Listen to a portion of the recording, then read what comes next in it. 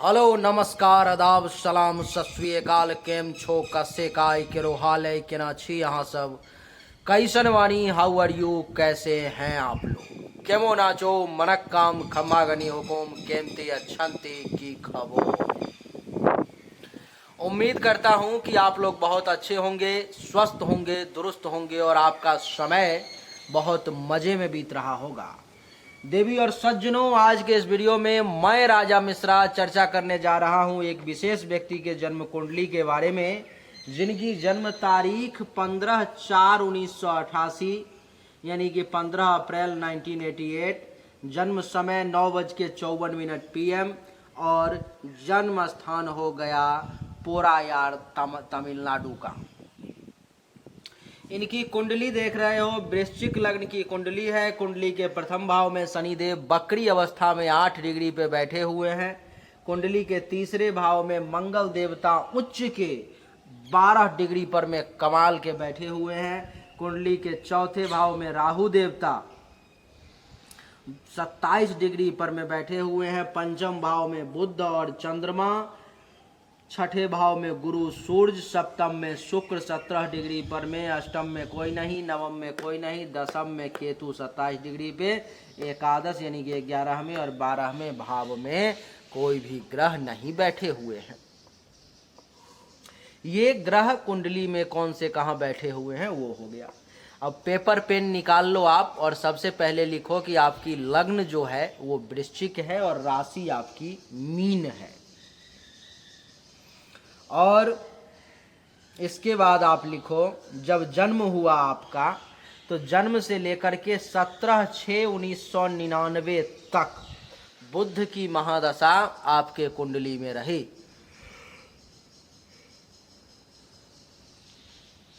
सत्रह 6/1999 से लेकर के 17/6/2006 तक केतु की महादशा आपकी कुंडली में रही। उसके बाद देवी और सज्जनों 17/6/2006 से लेकर के 17/6/2026 तक शुक्र की महादशा आपके कुंडली में है। 17/6/2026 से लेकर के 17/6/2032 तक सूर्य की महादशा आपके कुंडली में है। और 17/6/2032 से लेकर के 17/6/2042 तक चंद्रमा की महादशा आपके कुंडली में है। 17/6/2042 से लेकर के 17/6/2049 तक मंगल की महादशा आपके ऊपर में चलेगी। ये तो मोटा मोटा लंबा लंबा पीरियड हमने आपको लिखवा दिया, लेकिन अब शॉर्ट टर्म में आ जाओ। अभी आपके कुंडली में 17/6/2022 से लेके 17/4/2025 तक शुक्र के महादशा में बुध की अंतर्दशा है अभी। और 17/4/2025 से लेके 17/6/2026 तक शुक्र के महादशा में केतु की अंतर्दशा रहेगी। 17/6/2026 से लेके 5/10/2026 तक सूर्य के महादशा में सूर्य की अंतर्दशा रहेगी। यानी कि इसका समय शॉर्ट टर्म का समय अब आपको बता रहा हूं। 5/10/2026 से लेके 5/4/2027 तक लिखो कि सूर्य के महादशा में चंद्रमा की अंतर्दशा रहेगी। 5/4/2027 से लेके 11/8/2027 तक सूर्य के महादशा में मंगल की अंतर्दशा रहेगी। 11/8/2027 से लेके 5/7/2028 तक सूर्य के महादशा में राहु की अंतर्दशा रहेगी। 5/7/2028 से लेके 24/4/2029 तक सूर्य के महादशा में गुरु की अंतर्दशा रहेगी। 24/4/2029 से लेके 5/4/2030 तक सूर्य के महादशा में शनि की अंतर्दशा रहेगी। और 5/4/2030 से लेके 11 फरवरी 2000 31 तक सूर्य के महादशा में बुध की अंतर्दशा रहेगी। 11 फरवरी 2031 से लेके 17/6/2031 तक सूर्य के महादशा में केतु की अंतर्दशा रहेगी और 17/6/2031 से लेके 17/6/2032 तक सूर्य के महादशा में शुक्र की अंतर्दशा रहेगी। इसके बाद आपको मैं बता दूं कि 17/6/2032 से लेके 17/4/2033 तक चंद्रमा के महादशा में चंद्रमा की अंतर्दशा रहेगी। ये शॉर्ट टर्म है, लिखते चलो, फल अभी बाद में मैं आपको बताऊंगा। 17/4/2033 से 17/11/2033 तक चंद्रमा में मंगल का समय रहेगा ये, और 17/11/2033 से 17/5/2035 तक चंद्रमा में राहु का समय रहेगा, और 17/5/2035 से 17/9/2036 तक चंद्रमा में गुरु का समय, और 17/9/2036 से 17/4/2038 तक चंद्रमा में शनि का समय, और 17/4/2038 से 17/9/2039 तक चंद्रमा में बुध का समय, और 17/9/2039 से 17/4/2040 तक चंद्रमा में केतु का समय, और 17/4/2040 से 17/12/2041 तक चंद्रमा में शुक्र का समय, और 17/12/2041 से 17/6/2042 तक चंद्रमा में सूर्य का समय, और उसके बाद मंगल की महादशा अंतिम समय में आ जाएगी। अब एक एक ग्रहों का फल समझना शुरू करो आप। मैं चर्चा सूर्य से आरंभ करूंगा। सूर्य इस कुंडली में उच्चिका कुंडली के 6ठे भाव में बैठे हुए हैं।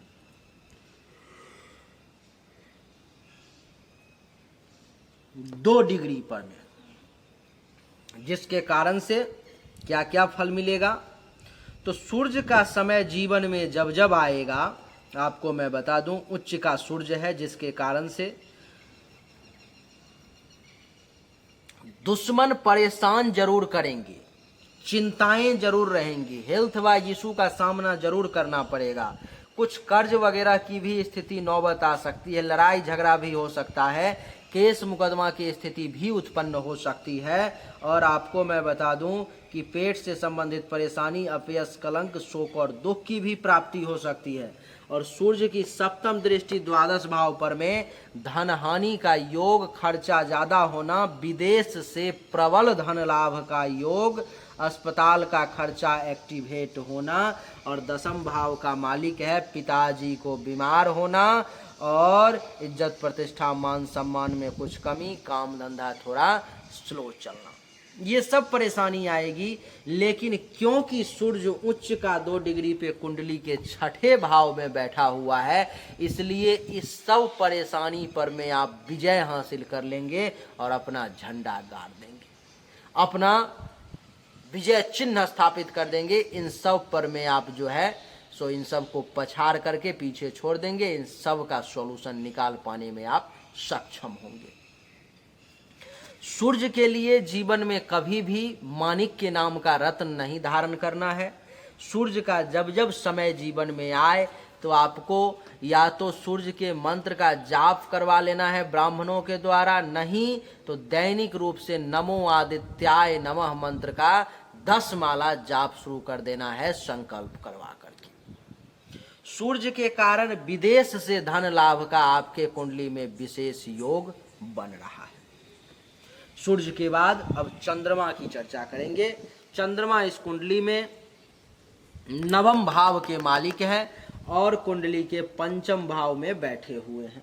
9वें भाव के मालिक होकर के 5वें भाव में 21 डिग्री पर में चंद्रमा बैठे हुए हैं, जिसके कारण से चंद्रमा के समय में संतान के सुख की आपको प्राप्ति होगी। विद्या और बुद्धि का सही इस्तेमाल करके उचित लाभ ले पाएंगे, यश में वृद्धि होगी, चाहने वालों की संख्या हर तरफ आपकी बढ़ती चली जाएगी, धर्म कर्म मंगल कार्य भी खूब करेंगे, प्रेम भी आपका बढ़िया रहेगा। इस समय में ननिहाल से अगर कुछ लाभ लेना चाहें तो वो भी ले सकते हैं, पेट से संबंधित परेशानी से राहत में रहेंगे।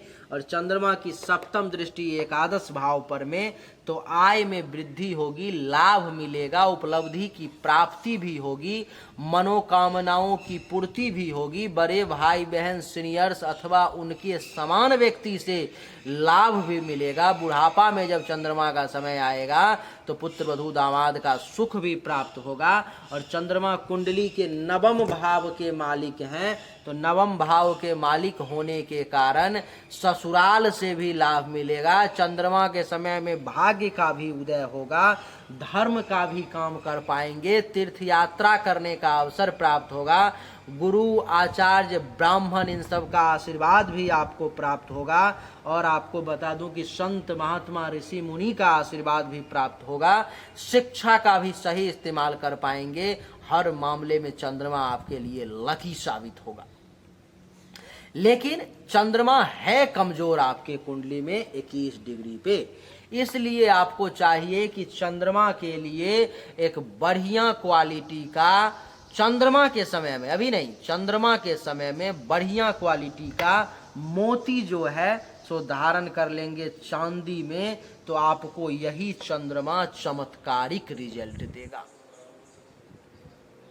चंद्रमा के बाद अब मंगल की चर्चा करेंगे। देवी और सज्जनों, हमने मंगल का जो समय आपको लिखाया है, ये मंगल कुंडली के तीसरे भाव में उच्च के बैठे हुए हैं, वो भी 12 डिग्री पर में।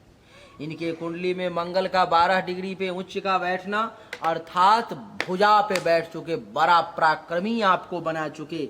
मंगल के समय में क्या होगा कि आपको मैं बता दूं कि छोटे भाई बहन अथवा उनके समान व्यक्ति अथवा जूनियर्स, इन सब से लाभ का योग बनेगा।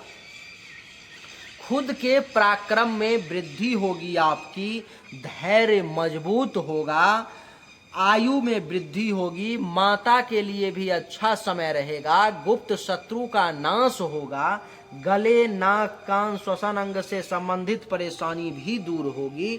और मंगल की चौथी दृष्टि 1 2 3 4 छठे भाव पर में, जिसके कारण से दुश्मन का भी नाश होगा, चिंताएं भी खत्म होंगी, हेल्थ वाइज इशू भी समाप्त होगा, कर्ज भी समाप्त होंगे, केस मुकदमा भी दूर होगा, पेट से संबंधित परेशानी दूर होगी, अपयश कलंक शोक और दुख का भी नाश होगा। मंगल की सप्तम दृष्टि नवम भाव पर में, जिसके कारण से भाग्य का भी सपोर्ट खूब मिलेगा। मंगल के समय में धर्म का भी पालन कर पाएंगे, तीर्थ यात्रा करने का सुअवसर भी आपको प्राप्त होगा, यश में भी वृद्धि होगी, देव कर्म करने का भी मौका मिलेगा, ससुराल से भी लाभ प्राप्त होंगे, संत महात्मा ऋषि मुनि ब्राह्मण आचार्य इनका आशीर्वाद भी प्राप्त होगा। और मंगल की अष्टम दृष्टि कुंडली के 10वें भाव पर में, जिसके कारण से क्या होगा, जिसके कारण से ये होगा कि आपको पिता से अथवा पिता तुल्य लोगों से भी विशेष लाभ की प्राप्ति होगी, सरकार से भी फायदा होगा, काम धंधा भी आपका बड़ा कमाल का चलेगा, पद प्रतिष्ठा मान सम्मान में भी 4 चांद लग जाएंगे।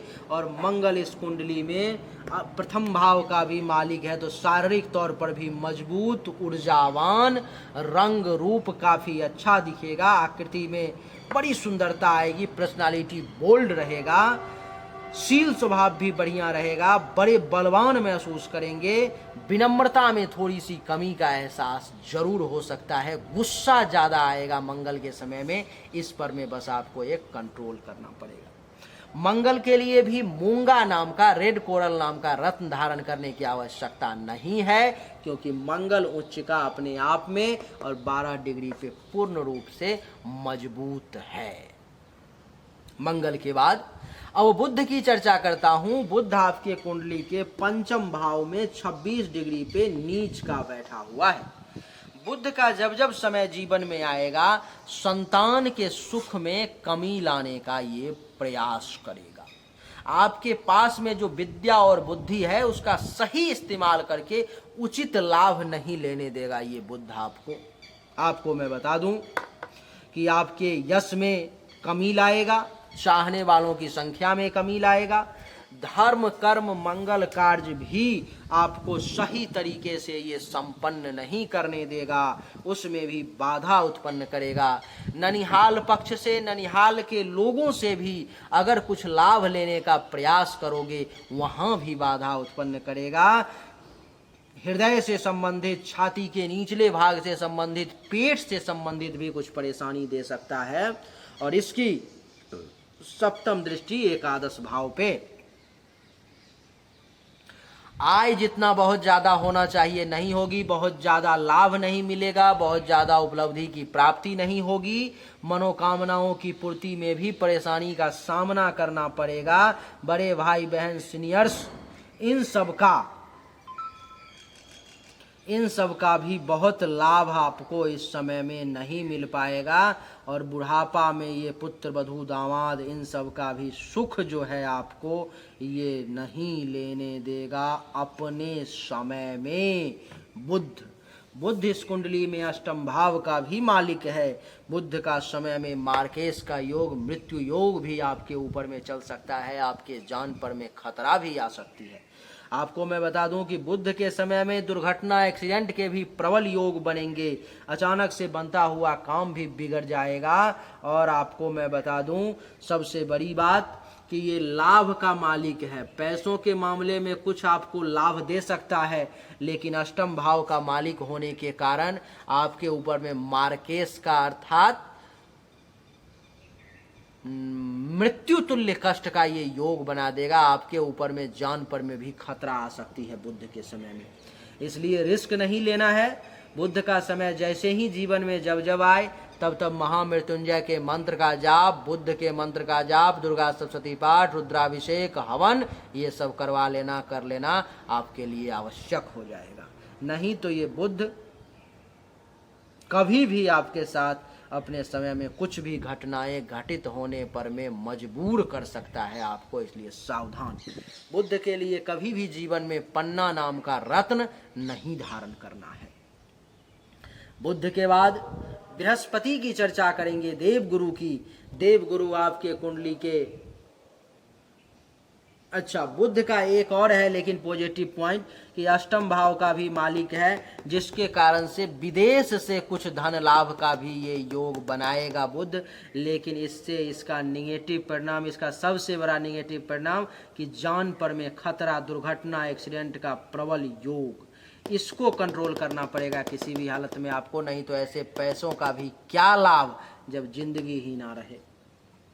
चलिए आगे बढ़ते हैं। बुध के बाद गुरु की चर्चा करता हूं। गुरु आपके कुंडली के छठे भाव में 14 डिग्री पे बैठ करके दूसरे और पंचम भाव के मालिक हैं। इसका अर्थ ये हुआ कि अगर गुरु के समय में आप विदेश में रहते हो तो यहाँ पर में बैंक बैलेंस का बढ़िया योग बनेगा और संतान के सुख का भी योग बनेगा।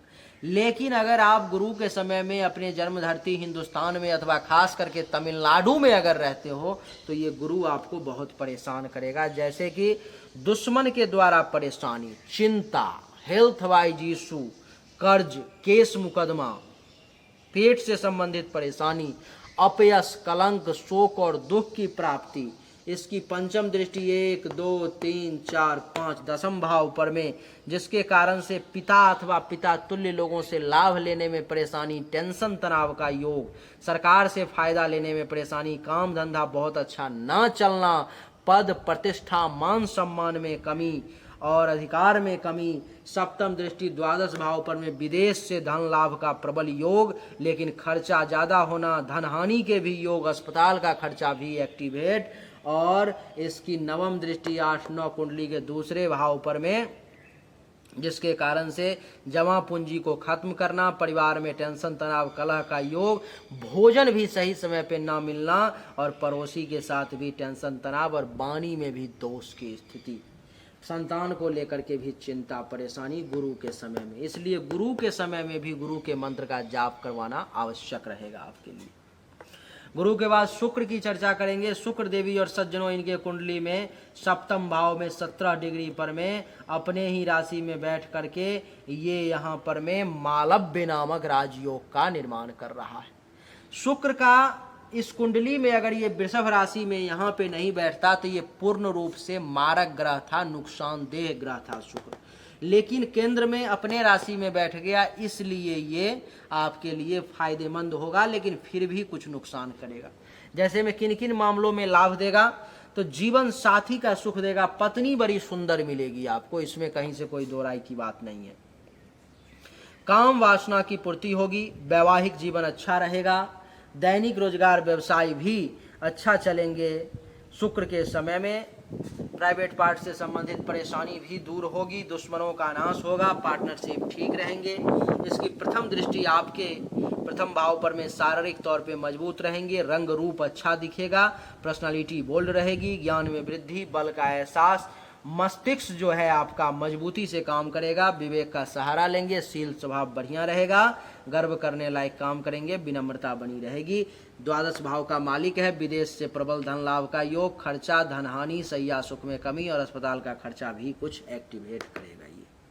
तो ये शुक्र का फलादेश है। शुक्र के लिए भी किसी प्रकार का कोई रत्न धारण नहीं करना है। शुक्र के बाद शनि की चर्चा करेंगे देवी और सज्जनों। शनि इस कुंडली के दूसरे भाव में बैठे हुए हैं, समग्रह हैं। शनि का जब जब समय आएगा धन धान्य संपत्ति प्राप्ति का योग बनेगा, परिवार से लाभ मिलेंगे, वाणी थोड़ा तीखा रहेगा, झूठ नहीं बोलेंगे, दान पुण्य भी करेंगे, पड़ोसी से भी फायदा होगा। शनि की तीसरी दृष्टि चौथे भाव पर में सुख में वृद्धि होगी, माता अथवा माता तुल्य महिलाओं से लाभ मिलेगा, मकान खरीदने बनाने अथवा मकान के सुख का योग, जमीन खरीदने अथवा जमीन के सुख का योग, अचल संपत्ति प्राप्ति, गाड़ी खरीदने का योग, अनएक्सपेक्टेड धन लाभ और छाती हृदय फेफड़े से संबंधित परेशानी का कम होना। इसकी सप्तम दृष्टि अष्टम भाव पर में विदेश से प्रबल धन लाभ का योग, अचानक से बिगड़ा हुआ काम भी बनने का योग, लेकिन काम में रुकावट और बाधाओं का भी खूब योग बनाएगा। और इसकी दसम दृष्टि 8, 9, 10, 11 भाव पर में लाभ भी खूब देगा, आय भी खूब रहेंगे, उपलब्धि की प्राप्ति होगी, मनोकामनाओं की पूर्ति होगी, बड़े भाई बहन सीनियर्स पुत्र वधू अथवा उनके समान व्यक्ति से आपको लाभ मिलेगा। शनि तीसरे भाव का भी मालिक है। शनि के समय बड़ा पराक्रमी बने रहेंगे, धैर्यवान बने रहेंगे, दुश्मन कुछ नहीं बिगाड़ पाएगा, भुजाओं में खूब बल का एहसास होगा। तो बढ़िया रहेगा शनि का समय। शनि के बाद जो है सो अब राहु केतु की चर्चा करेंगे। राहु जो है इस कुंडली के चौथे भाव में बैठा हुआ है शनि के घर में। राहु वैसे शनि के घर में मित्र क्षत्रिय है, बढ़िया फल देने वाला है, लेकिन फिर भी ये राहु है, पापी है, ये दुष्ट है ये, तो इस पर में कभी भी विश्वास नहीं करना चाहिए। वैसे विदेश के समय में राहु आपको लाभ जरूर देगा, लेकिन अपने जन्म धरती पर में आपको ये सुख में कमी, माता को परेशानी, मकान से संबंधित टेंशन तनाव, जमीन मकान गाड़ी अचल संपत्ति के प्राप्ति का भी योग बनाएगा, अगर कुछ उपाय किया गया, इसके मंत्र वगैरह का जाप किया गया तो, और नहीं तो इन सब के रिगार्डिंग टेंशन तनाव का भी योग बनाएगा। आपको बता दूं कि छाती हृदय फेफड़े से संबंधित भी कुछ परेशानी अपने समय में दे सकता है। पंचम दृष्टि अष्टम भाव पर में, जिसके कारण से राहु के समय में अचानक से धन हानि के योग, विदेश से लाभ के योग, अचानक से बनता हुआ काम बिगड़ने के योग, दुर्घटना एक्सीडेंट के भी योग, और सप्तम दृष्टि चतुर्थ भाव पर में दसम भाव पर में, जिसके कारण से पिता के साथ कुछ परेशानी, काम धंधा अच्छा ना चलना, पद प्रतिष्ठा मान सम्मान में भी कुछ कमी का योग बनाएगा। और नवम दृष्टि 8, 9, द्वादश भाव पर में विदेश से लाभ का योग, धन हानि, अस्पताल का खर्चा का भी योग बनाएगा। राहु के बाद केतु की चर्चा करेंगे। केतु इस कुंडली के दसम भाव में बैठा हुआ है, जिसके कारण से पिता से अथवा पिता तुल्य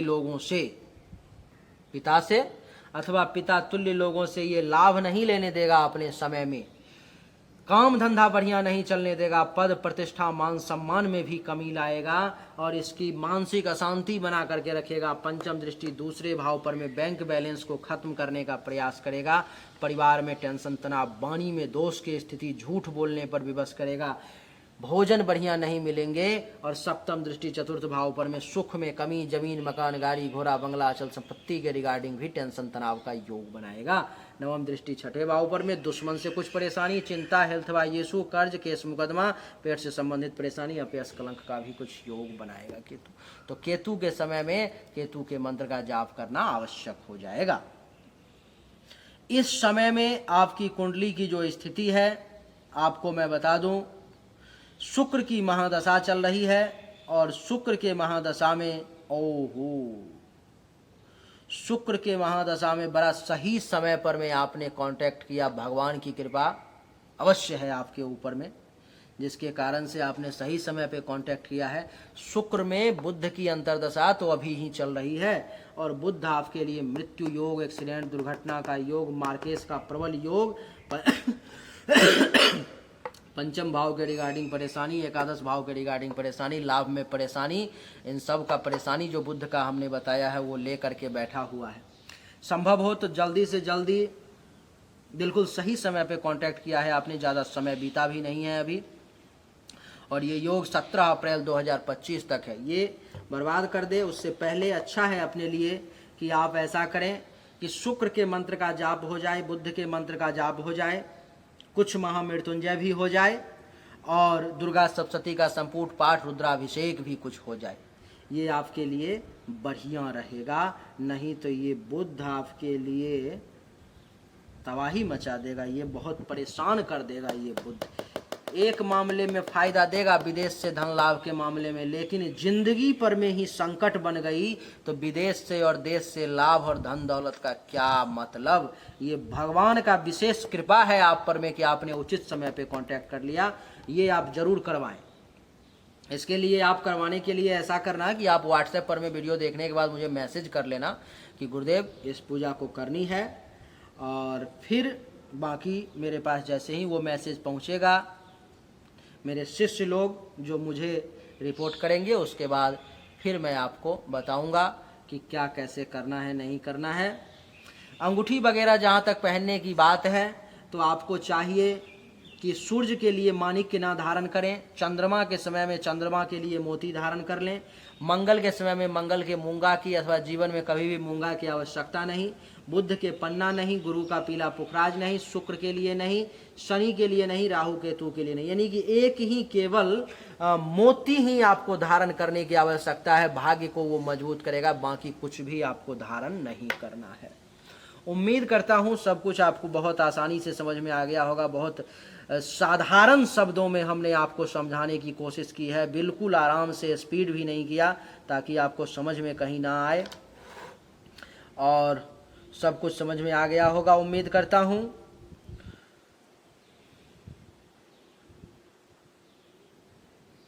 बस अब ही आपके लिए आवश्यक बस इतना है कि इस पूजा को कर लें। अगर पूजा को करने में सक्षम नहीं होंगे तो मैं आपको बता देता हूं फिर साधारण उपाय। दैनिक रूप से 10 माला नमो सुंग शुक्राय नमः मंत्र का जाप, 10 माला नमो बुंग बुधाय नमः मंत्र का जाप और 10 माला महामृत्युंजय मंत्र का जाप, इन तीनों का दैनिक रूप से कंटिन्यू करें। भगवान कृपा से आपका जीवन सुरक्षित रहेगा। इसी में इस जन्म कुंडली देखने का महत्व होगा, नहीं तो इस जन्म कुंडली दिखाने का कोई फायदा नहीं हुआ। फिर चलिए, उम्मीद करता हूं कि आपको अच्छा लगा होगा। अगर पसंद आया, सही बातें, कड़वी बातें आपको बुरी नहीं लगी होंगी, अच्छा लगा तो इस वीडियो को लाइक करें, शेयर करें, चैनल को सब्सक्राइब करके इसके बेल आइकन के बटन को दबा दें। एक बार फिर से आप सभी का बहुत बहुत धन्यवाद। Thank you so much. जय हिंद, वंदे मातरम। बोलिए राधे राधे।